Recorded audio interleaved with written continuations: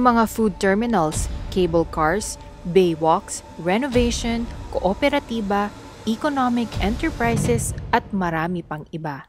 Yan ang ilan sa mga nakahandang proyekto para sa pagpapalakas ng turismo sa South Cotabato. Ngunit, sino nga ba ang utak sa likod ng mga adhikaing ito? Kilalanin natin si Board Member Miguel Mike Matinong, na handang maglingkod at magbigay ng mas maliwanag na kinabukasan para sa South Cotabato. Balikan natin ang kanyang simpleng pinagmulan at alamin ang mga hamon at tagumpay na kanyang hinarap bago siya naging isang tapat na lingkod bayan. Si Miguel Mike Mandivilla Matinong ay kasalukuyang 62 years old at board member sa South Cotabato para sa 2nd District. Ngayon nakatira siya sa Barangay Centrala, Surala, South Cotabato at ipinanganak noong September 30, 1962 sa bayan ng Banga. Nung una ay hindi pinagpala ng magandang kapalaran si Mike. Pangarap niya maging isang arkitekto, subalit may ibang plano ang tadhana, kaya't napadpad siya sa Mindanao Polytechnic College sa General Santos City. Siguro, way man sang God nga amo na lang kuha mo kahit daw pigado man, di ba? Kabilang si Mike sa unang batch ng mga estudyante na nag-aral ng Bachelor of Science in Marine Transportation. Nang makapagtapos, nagtrabaho siya sa iba't ibang offshore shipping companies pero hindi naging madali ang buhay niya sa barko. Ngunit sa kabila ng lahat ng pagsubok, ang kanyang masigasig na pagtatrabaho ay nagbunga. Sa edad na 27, siya ay naging kapitan at pinangunahan niya ang seafaring para sa isang foreign company hanggang sa taong 2007. Pagkatapos maging seaman ng 32 years, naging managing director siya ng Gulf Trust Marine Services, isang offshore shipping at marine services business sa UAE. Dahil dito, umabot sa halos 1,000 seaman ang natulungan ni board member Mike Matinong na makahanap ng trabaho. Karamihan sa kanila ay mula sa South Cotabato at ang iba ay mga milyonaryo na ngayon. Dahil sa tiyaga at sipag ni Mike, nakapagpatayo siya ng mga sumusunod na ari-arian. Noong 2010, ang Matinong Building sa bayan ng Surala. Noong 2013, ang Upper Valley Palm Oil Plantation at noong 2021 naman ang Matelcos Motorsports and Eco Park. Dahil sa mga biyayang natamo, hindi nakalimutan ni Mike Matinong na ibahagi ito sa iba. Naglaan siya ng pondo para ipagawa ang kasalukuyang Sitio Matinong sa Barangay Little Baguio, Surala at nagbibigay din siya ng tulong sa mga naaapektuhan ng kalamidad tulad ng lindol sa Kidapawan City pati na rin sa iba pang outreach programs. Ngunit sino nga ba ang naging sikreto sa likod ng tagumpay ni board member Mike Matinong? Sabi nga nila, behind every successful man, there is a supportive woman. Kilalanin naman natin ang maganda, mabait at napaka-devoted na asawa ni board member Mike Matinong, si Mrs. Agnes Evangelista Matinong. Siya ay 60 years old, ipinanganak noong June 29, 1964 at nagtapos ng kursong BS Commerce, Major in Accounting sa Holy Angel University. Ikinasal sila noong August 15, 1988 at biniyayaan ng 5 babaeng anak. Sa likod ng bawat tagumpay ng mga anak ay ang kanilang ama na nagbibigay ng pagmamahal, suporta at inspirasyon. Ang pagiging lingkod bayan ni Mike ay makikita rin sa dedikasyon sa kanyang pamilya. Bagamat siya'y abala sa trabaho, palagi niyang sinasama ang kanyang asawa at mga anak sa barko kung saan madalas nagkakaroon ng mga kasiyahan at pagtitipon ng pamilya. Nag-tour din sila sa iba't ibang panig ng mundo tulad ng London, United Kingdom, Ontario, Canada, Tokyo, Japan, at marami pang iba. Dahil sa kanyang pagiging world class, lumaking bihasa ang mga anak at nagtapos with flying colors sa iba't ibang prestihiyosong universidad. Sinuportahan ni Mike ang pangarap ng mga anak sa kung anumang kurso ang pinili nila. Kilalanin natin at alamin ang mga tagumpay ng 5 anak ni board member Mike Matinong. Ang panganay, si Michelle Ann Matinong Zapata, nagtapos ng kursong BSA in Applied Business and Tourism sa Coventry University sa London, United Kingdom bilang summa cum laude. At kamakailan lamang ay nagkaroon ng anak na lalaki si Michelle, ang apo ni board member Mike Matinong na si August Emmanuel Matinong Zapata.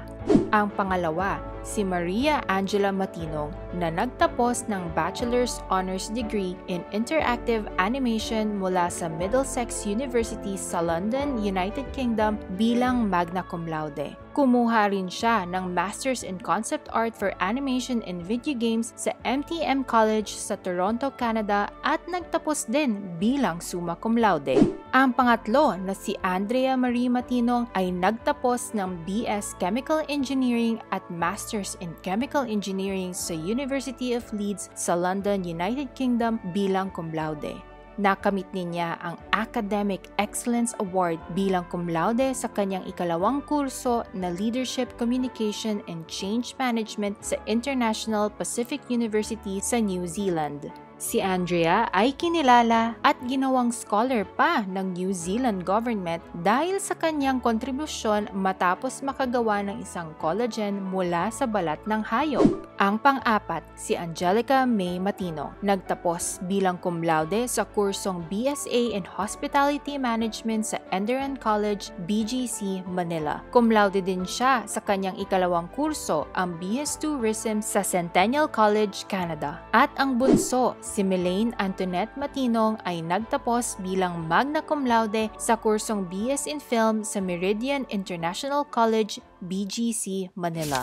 Maaaring ituring na isang tadhana ang pagpasok ni Miguel Mike Matinong sa politika. Balikan natin ang halalan noong 2022. Bago pa man ang opisyal na pag-file ng mga kandidato, hindi inaasahan ang pagpili ng Partido Federal ng Pilipinas kay Mike Matinong bilang pambato ng partido. Isa siya sa 7 kandidato para sa posisyon ng 2nd District Board Member ng probinsya. Isa sa mga dahilan ng pagpili ng partido kay Mike Matinong ay ang kanyang magandang reputasyon. Kilala siya sa pagtulong sa mga nangangailangan at nakikita sa kanya ang tunay na diwa ng isang action man at public servant. Maraming nagulat sa pagkapanalo ni board member Mike Matinong. Bagamat siya ay baguhan sa politika, nakamit niya ang ika-4 na pwesto na may pinakamataas na boto sa mga tumakbong board member sa 2nd District na may kabuuang 132,395 votes. Nanguna siya sa bayan ng Santo Niño na may 10,027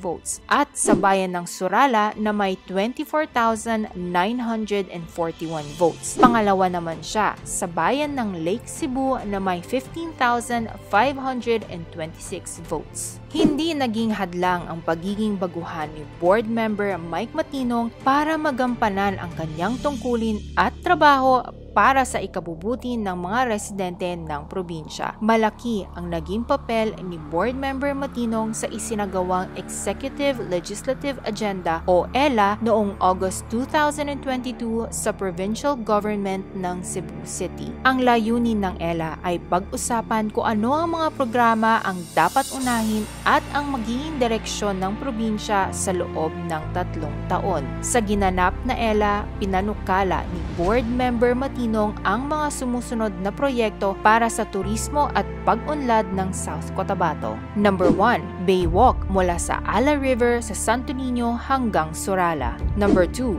Food Terminal. Number 3, Pasalubong Center ng South Cotabato. Number 4, Cable Car.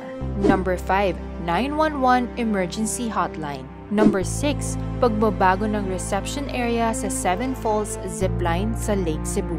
At number 7, renovation ng Seven Falls.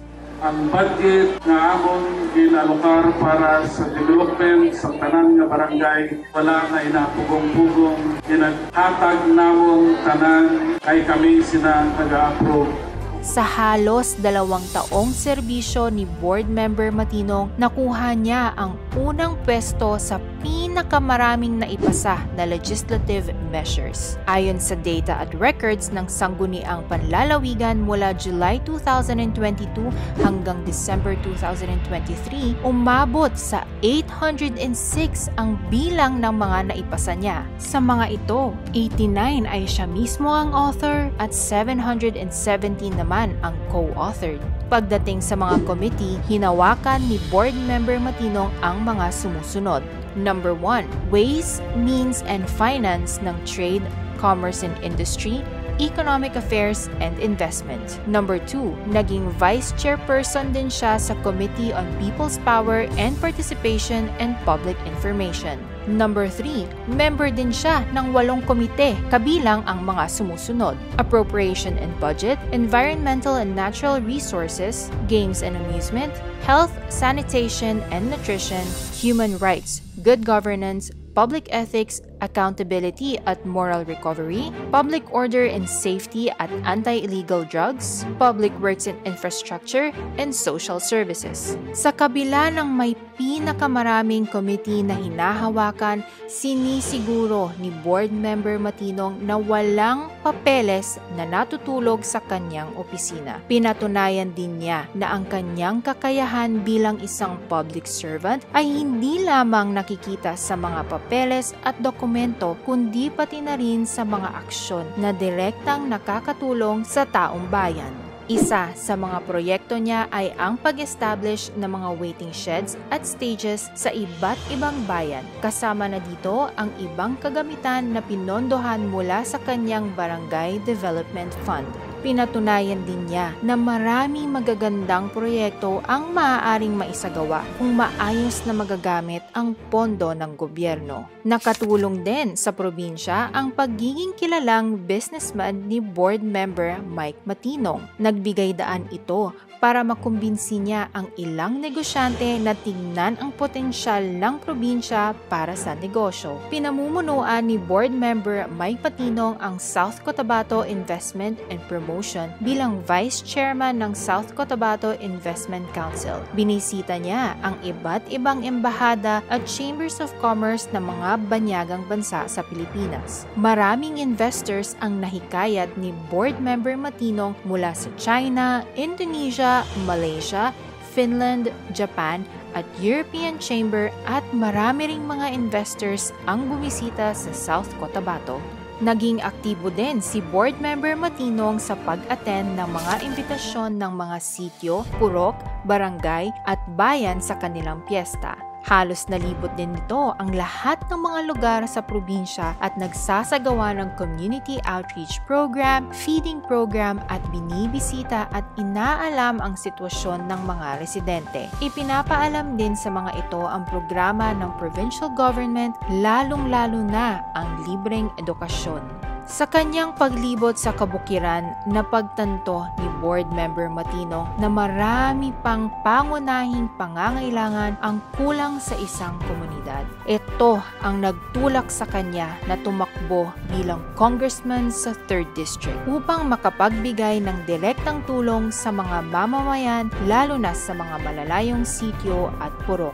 Dito niya naisip ang serbisyong nakasentro sa Fill in the Blanks na naglalayong magbigay ng tamang sagot at programa para sa komunidad, kabilang na ang sitio package. Tulad ng sitio Matinong na idinonate ni Board Member Mike Matinong noong 2010, nais niyang lahat ng sitio ay magkaroon ng daycare, church, health center, sitio hall, dryer, basketball court, stage, tamang pinagmumulan ng tubig, maayos na kalsada, rice, corn, and beans milling machine, at iba pang kinakailangan ng isang sitio. Kasama rin dito ang pagpapagawa at paglalagay ng mga pansamantalang daan sa mga malalayong lugar. Nais din niyang makapagbigay ng kabuhayan sa mga mamamayan at palakasin ang kanilang kaalaman sa iba't ibang paraan ng pagkakakitaan, tulad ng backyard chicken farming, backyard hog raising and fattening, at backyard fish farming ng hito at tilapia. Plano din ni Board Member Miguel Mike Matinong na i-empower ang mga sityo at purok at magkaroon ng mga kooperatiba sa mga ito. Kami nagabaton lang kung ano ang complaint, mga bagay-bagay na tagaan sa priority. Suportado din nito ang pagpapatayo ng isang agro-industrial hub sa 3rd District para maging daan sa pagpapalakas ng trabaho at economic activity dito. Hindi maikakaila na ang fill-in-the-blank na programa ni Board Member Miguel Mike Matinong ay isang makabuluhang hakbang na tugon sa mga pangangailangan ng bawat komunidad. Sabi nga, mais-mais lang, pero direktang makikinabang ang taong bayan. Kahit sa pangako niyang ipatupad ang batas para gawing legal ang horse fighting, makikita ang serbisyong fill-in-the-blank dahil isa ito sa mga pangangailangan at kahilingan ng mga residente ng distrito, lalo na ng mga tribo. Ito ay bahagi ng kanilang kultura na may malaking papel sa kanilang mga pagtitipon at karangalan. Kailangan natin ng leader na may puso, tapang, makatao, makakalikasan, makadiyos, at higit sa lahat, may malasakit sa taong bayan. Yan ang ating aspirant for congressman sa 3rd District, Mike Matinong, para sa matinong kabuhayan at serbisyo.